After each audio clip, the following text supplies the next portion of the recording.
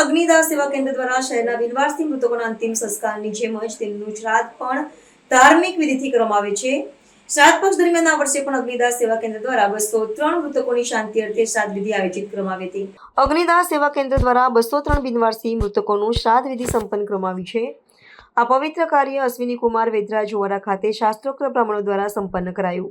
શ્રાદ્ધ વિધિ પછી ત્યાંના બ્રાહ્મણોને ભોજન પણ કરવામાં આવ્યું। અગ્નિદાહ સેવા કેન્દ્રના સક્રિય સભ્ય શ્રી વનીલાલ મારવાલાને જણાવ્યું કે છેલ્લા ઘણા વર્ષોથી અમારું કેન્દ્ર આ સેવાકીય કાર્ય નિયમિત રૂપે કામ કરી રહ્યું છે।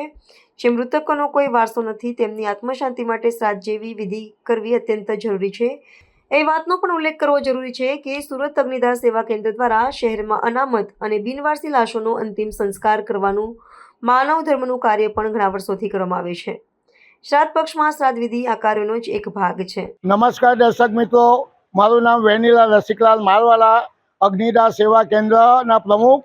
અગ્નિદાહ સેવા કેન્દ્ર દ્વારા સુરત શહેરની અંદર બિનવારસી મૃતદેહોનું વિનામૂલ્યે ન્યાય જાતના ભેદભાવ વગર અંતિમ સંસ્કાર કરતી સંસ્થા દ્વારા આજે આખા વર્ષમાં 203 જેટલા મૃતદેહોના અંતિમ સંસ્કાર કર્યા છે। તેઓનું ભાદરવા વદ 14ને શનિવારના દિવસે પવિત્ર તાપી નદીના કિનારા પર વૈદરાજ મંદિરના અવારે શ્રાદ્ધ વિધિ કરવામાં આવી રહી છે। આ શ્રાદ્ધ વિધિની અંદર જે લોકો એના સ્વજનોને શોધખોળ કરવા આવ્યા હતા તે લોકોની 2 લાશોની ઓળખ થઈ એવું અનુમાન અમે લગાવી રહ્યા છે અને 2 લાશની ઓળખ થઈ જ છે। ત્યારબાદ બિનવારસી મૃતકોનો જે અમે શ્રાદ્ધ કરી રહ્યા છે તેના અનુસંધાનમાં બ્રહ્મ ભોજન રાખ્યું છે। એ બ્રહ્મ ભોજનનું સ્થળ છે ઝાપા બજાર હાથીફળિયા રામજી મંદિરની વાડીમાં 6 વાગે રાખવામાં આવ્યું છે અને આ સંસ્થા 25 વર્ષથી કાર્યરત છે, જેમાં 7,500 જેટલી લાશોના દાહ સંસ્કાર કર્યા છે અને અત્યાર સુધીમાં 45 લાશોની ઓળખ થઈ છે।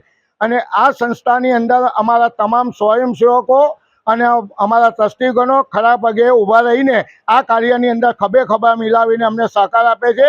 અને આ કાર્યની અંદર જે મહારાજ અમારા નિશાનભાઈ કુલદીપભાઈ મહારાજ આજે 25 વર્ષથી આ સંસ્થા સાથે સંકળાયેલા છે અને એ લોકો આ સંસ્થાને વિધિમાં પણ વિનામૂલ્યે સેવા આપી રહી છે।